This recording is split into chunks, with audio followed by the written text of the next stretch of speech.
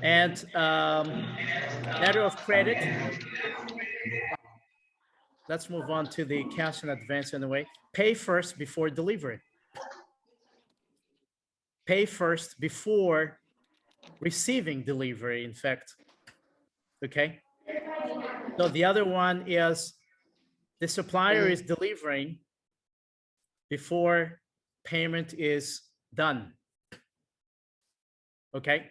And then we have the consignment, as I said before, payment is made after goods are sold. And we also have the letter of credit, a guarantee for payment by the bank. So the bank is giving a guarantee to that payment, not the one who is having the goods, who is receiving what has been sent. So that's where it is. And then the documentary collection, you have delivery first before payment through banks. You have the delivery, and then you have the payment. So in here, for example, what you are asking is, and where is remittance? Because that's on the list of things that we are talking about in today's lecture, which is a kind of a core of it. Then remittance is in fact not in many literature that you see online or whatever, but it's there.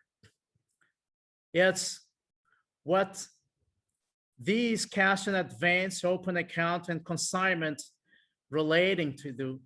They are relating to that. But if we are categorizing these methods of settlements, for example, when we talk about open account, cash in advance, and consignment, we are basically referring to the process of payment, how fast it is and how slow. When you're talking about you have to pay before getting the goods, that is from the perspective of the seller, you are paid as soon as possible. It means when you are paying after selling goods, that is from the perspective of the importer, that you do not really have trouble with your cash flow. You can pay later. So fast, slow, the process that you are having during the transaction, that's what we are concerned with more than anything else when we are dealing with open account. I mean, when we are using the term open account and consignment, advance, cash in advance.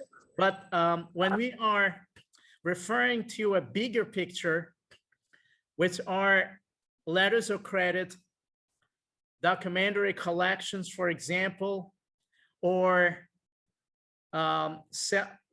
remittance, then we are more referring to the procedure of payment. Procedure of payment rather than the process only. So the procedure and the process are taken into consideration. So then in a very, very academic level, for example, researchers have identified mainly three sections or three types of settlement, which are letters of credit, documentary collection, and remittance.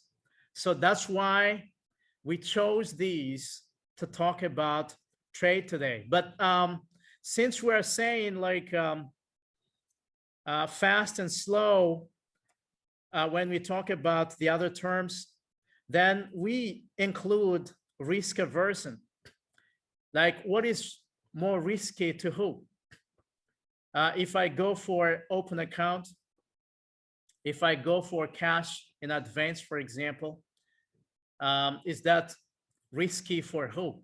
For the importer or the exporter? So that's what we're going to have a look very, very quickly now.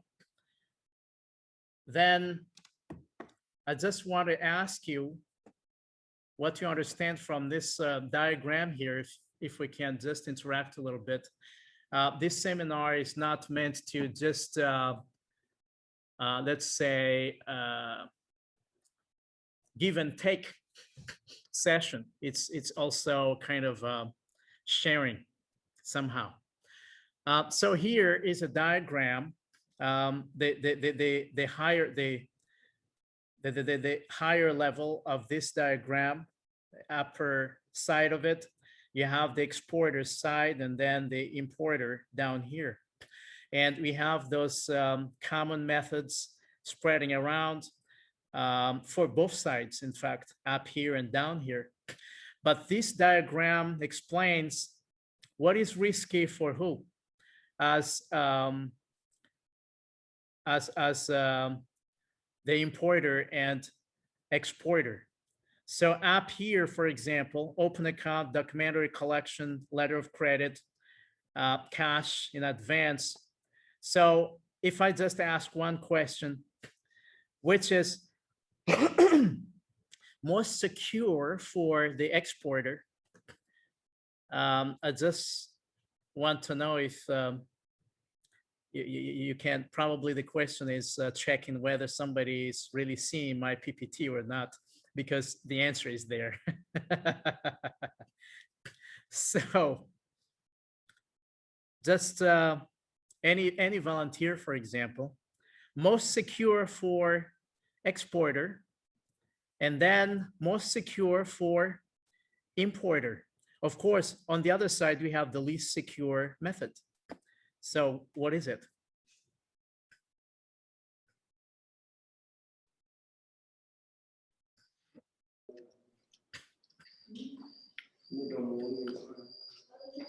Hi, Jane. Yes, please go ahead.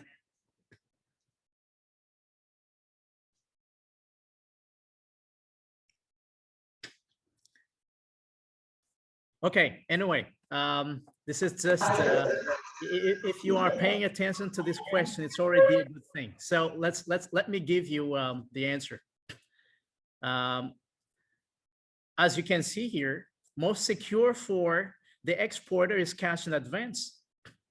Okay, because if you give me the money before you get my goods as a Chinese supplier, then I'm not worried that you are not going to pay me, because I'm paid already before you get all my phones and whatever goods you get from me.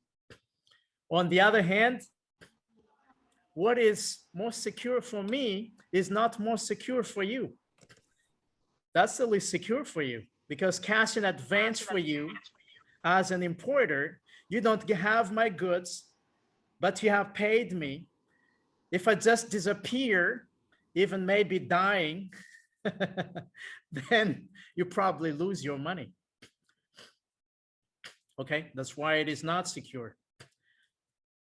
All right, of course, we have some other, that's why experts have created other methods to deal with trade to make things more secure. But as you will see a little later, it's not always effective in business. What is secure for yourself might be really not always important. Or even what is secure for me, probably I cannot go for that for some other reasons. We'll see those reasons a little later. But now, this gives the kind of importance of the points that we are raising relating to remittance, letter of credit, and collection, because these are different. These are the mostly used, as I said, and these are the umbrella covering the big elements of international trade settlement. If the payment is, however, made by remittance, it is called favorable exchange, by which the buyer initiates the payment process by bank of his or her own interest, which is always not very easy or whatever, depending on the circumstances. And if we are relying on letter of credit or collection, it is what we call adverse exchange, by which the exporter takes the initiative to gather payment from the buyer. So these are the things we're going to really focus, but there are, when we talk about this, we refer to other aspects of international trade. So before going into this, it's really important for us to know those other aspects.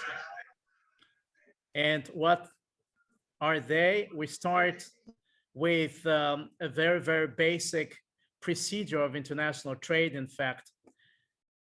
So we have contracts, which is not mentioned here, but it is important, always important in business. Contracts being drawn, being confirmed by both parties. We also have funds, the money. We have goods that we are using to exchange, to convert it into something, like exchange from one ownership to another. And then we have the exporter, importer, the buyer and seller, as we say. Then the shipping company somewhere that are taking care of goods from the supplier to the importer. And then the banks are involved in international settlements. The importer's bank, the exporter's bank, the instruments, or those methods we use to settle. So those are going in between. So the related concepts and terms that we use in settlements or international trades are what we are starting with when we talk about those things that can be of importance when we are trying to understand settlement. We usually start with a price list as, let's say, for example, I'm sorry, this meant to be ASEAN, not Asian. Okay, but it doesn't really matter. So we have the buyer, we have the seller here.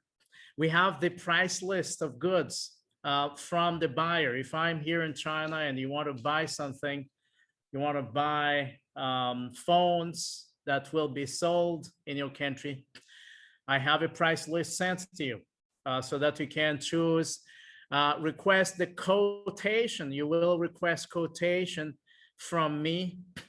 How much is this and how much are these? The quotation is being sent to you, and you express your preferences and whatever. And then you place your purchase order. You want to say like, okay, I'm gonna buy these items, and you have a kind of purchase documentation being sent to me. And then I will give some kind of acknowledgement. I have received your purchase order, and I probably accept it or maybe not accept it for some reasons, because I might make some comparison whether what I have is really matching the description that you are given in the order. And you might request pro forma invoice, which is very important. Before you sign any contract or whatever. The pro forma invoice in some countries is simply a kind of something that is not very important to some people, because it's not, in some countries, it's not even stamped. But it gives the overview, I mean, the whole items, what can be provided in details if you are talking about international trade. And having that, you think about signing a contract, sales contract. And after the contract, you have to settle. This is where we are bringing settlement. And you choose whether you are going to deal with the remittance, letter of credits, or selections. And then the commercial invoice will be sent later, and bill of lading, and the shipments. And here we're not talking about clearing yet, clearing the goods from customs or whatever, but that is the basic things we need to know. So the major participants then in that basic transaction, or a kind of complicated one, you have the buyer, you have the seller, and you have banks. You have sales agreement, which is a kind of a vague term for what we might have to show commitment. You can talk about contracts in agreements that people are deciding on what to do and how to do it and who is doing what. Then the contracts. But the contracts in some business is very, it takes time to finalize.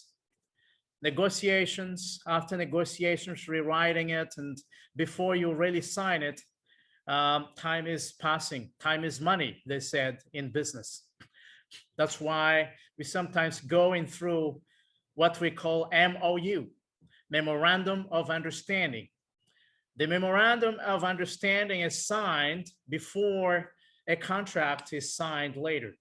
Memorandum of Understanding is usually for very big operations.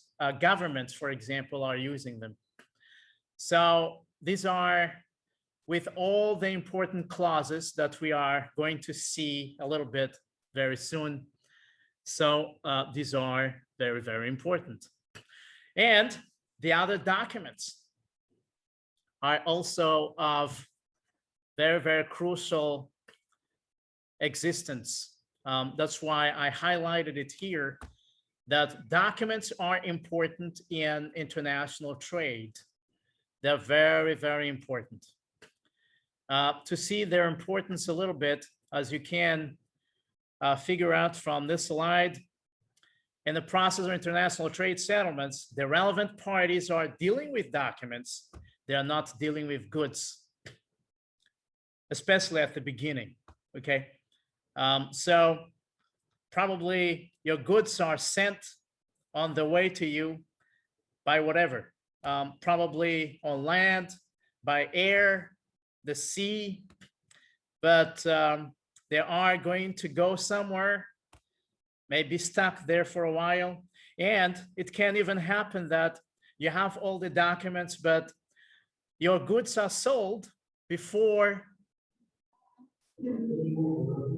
you know that some of them are coming to you, or you will never see some of them. Just on the way, they can be sold. Especially now that we are doing business online, banks somewhere can sell them, or the transportation means of transportation, the ships can sell them for different circumstances we will see a little later. So banks also generally pay against documents. All right.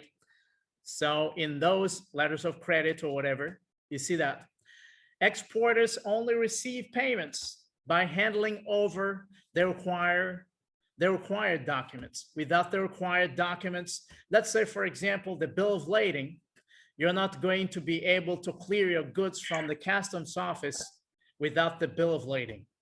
Importers only rely on documents to get financed by a bank if you are talking about collection, which is what we will see a little later. And documentary collection itself, that is given a name with documents. So documentation is very important in international trade. In parentheses, like here, when I teach at this university, apart from international trade settlement, I also teach what we call international trade documentation practice. In that, you will see all these documents. You will learn how to make them, how to use them. So nobody can do business without documents in this world, even though we are dealing things with online, no physical papers now or later. So contracts, for example, as we just said, is a very big part of documentation. Everything in this world of, as I said, big greed, people rely on contract, even your friends, very close friends. If you do business, you always need a contract, not just a verbal contract, but written. So that's document. We'll see a little bit on that now, because this is going to be important. I have seen the, what is it? The questionnaire that you filled in. People are having different areas of expertise. So contract, for example, as long as you talk about business, trade, even government or whatever, governance, business in general, management, you talk about contracts. So I hope everybody is interested in this little, what is it, slide. Now, at the top of a contract, you have what we call company heading, just like what I have here in my slide. This is my organization heading, Guangxi University of Finance and Economics. So in business term, you change that into your company, like Lianxiang, which is Lenovo. When I was working at Lianxiang, whatever document we see, it's always with their names. The same thing when I was working at the HP company here in China, I saw the same thing. And in books, we have them. They're very, very important. So before going anywhere in this seminar, already tell you that when you are doing business and having some kind of pro forma invoice or commercial invoice, a contract, always insist that there should be a company heading in business documents, not just signature. Now, seller, check whether there is any address, fax, telex, telephone number. The buyer, the same thing, the address, telex, fax, and telephone numbers. Even though you don't need those, you will know that they exist physically somewhere. They have their office. Because now people can create documentations without their location. You never know their location because they said they are online, doing business online. They have to have, in China, I have a company registered here in China. The company has a location. It's in Wuhan, a small place. I do things online basically because the company is dealing with translation, editing, writing assistance or whatever. But the government said you cannot have an online company here without having an office. Your office has to have an address and it has to have something. We will come and pay you a visit on an annual basis. So if you do business in China, I guess somebody's lying if they say we don't have any office, we just have names or whatever. They do have an office somewhere, or if they don't, probably a fake one. Anyway, that is just a kind of parenthesis for things, but we will deal with what should be. It's okay, I can. How you take care of yourself and how you take care of your supplier in doing business a little later. Goods, quantity clause, goods descriptions. You have to have very, very good description because people have different understandings. If you just say, well, this thing is square, square is not enough. You have to describe into details what you need, or the manufacturing is done, you get something that you don't like and you're fighting with your manufacturer, but it's your fault. You didn't describe things nicely. Quality, well, quality, good or bad or whatever, when you talk about contract, you might have a precision for that too. You refer to that if it is possible. Specifications with quality, with all these things we're talking about needs to be really, really in place. Quantity clause, weight, how heavy things are, how many there are, length. If you are talking about a kind of object You probably see it online, and you never know. There's no measurement or whatever, but you need to care about length. It's not just, okay, I'm gonna buy this, but how long is that thing? The dimension, how big, the volume, capacity, depending on items. Okay, some items do not really care about this, or there is a standard measurement that you do not really have to pay attention that much. The packing clause, mode of packing, and its material. If you are packing television, and you didn't tell your supplier that this should be packed in this material, they just pack it lightly, and because probably they need a little extra money for nice packing. If you are getting things from not very big supplier, then you have to take care about those even in a contract. And the materials, as I said, you are packing fish from China, and you really need to care about how long does it take from China to your country, what kind of transportation is used, and you might decide in the line of that for the material. Price clause, unit price, pricing currency, price terms used. So those are also important. Unit price are important. Pricing currency, what currency are you using? RMB or dollars, euro, whatever you call them. Very, very important, because there will be a huge dispute when you're not mentioning this, because somebody is looking for what can I get from the exchange rate, for example, then you might be in trouble. Delivery terms, time of delivery, when. If you are mentioning 12 o'clock, is that PM or AM? Mind your 12 o'clock here, because if you say, 12 o'clock AM, that is, what you have at night. But PM, then you have that, all these things, just like when we are going somewhere and we are missing our plane, okay? Because we're thinking 12 is maybe midday or whatever, yet it is midnight, or it's like that. So we need to take care. Port of loading, destination. I will tell you what these are relating to very soon. Transshipment. Is it direct shipment from Hong Kong administrative region to somewhere? From Shanghai?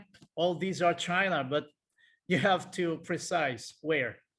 Partial shipment, like because you don't have much funds and you want some part to be shipped today and next time, you have to precise that in the contract. Mode of transportation. So all these, some of these are referring to terms of sales that we are going to have a look at very soon. So I'm not going to elaborate on that yet. Insurance clause, the settlement you're using or the terms you're using. If you are using FOB, for example, where you're sending goods until the port of shipment, which is not going to your warehouse, you might need to buy an insurance to make sure that everything is intact from the port of shipment until your door. So you have to think about it and write that in a contract. So the percentage of insurance or whatever. Payment clause, the paying method and its contents. So that's what we're talking about here, the settlement. You need to really make that clear. Are you going for remittance? But remittance has some types that we will see a little later. What type are you choosing? Because one is better than the other. Commodity inspection clause, how the right of inspection is determined, the time, place, organizational inspection. If you are saying like, this is from China, because some people are, under that kind of mistake sometimes. Me personally, I mean, before I was thinking that from my country, goods from China were easily broken or whatever. But what I realized when I came here is there are many factories in China, many places where you get goods. And those places, there are some cheap materials used here, but expensive material used there. So depending on the country where they are delivering goods, where people are, their purchase power. If you're not rich enough, am I going to send you a very expensive item that is very, very good, high quality? No. So I will send you what is appropriate to the funds, money you are allocating for this purchase. So you have to, and then inspection is relating to that. If the item is not so expensive, then the quality is lower. So the inspection is then the result is relating to that. So you have to specify somewhere and explain to the custom that this is, even if you are a government official, you might even change that. This is like this, the quality is like this because my money is like that. It's really corresponding.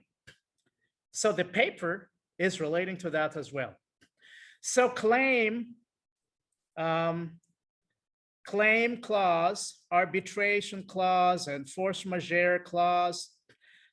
Then we're talking about if there is any dispute, somebody is being asked to pay half of the to send half of the shipments, and he sent all of it, and then the importer can't be paying all of this, and there's a problem. And they are kind of blaming each other because the exporter has sent all the goods, yet you should have specified that half of the goods are sent at a certain period of time. Then the dispute is there. How you're solving that, this type of disputes has to be on a contract. Like, are you going to arbitration, which means you have people who are of different, they are neutral. A and B are disputing. Maybe I have C coming over and then explaining the case, and that C will tell us what to do to settle. That's another settlement, but it's a kind of dispute settlement. Or you go to court. Which court are you going to? The exporter's court or the importer's court? That should be somehow if you are really, really going into details and you think you need to really, really be safe, even that is to be included in the contract.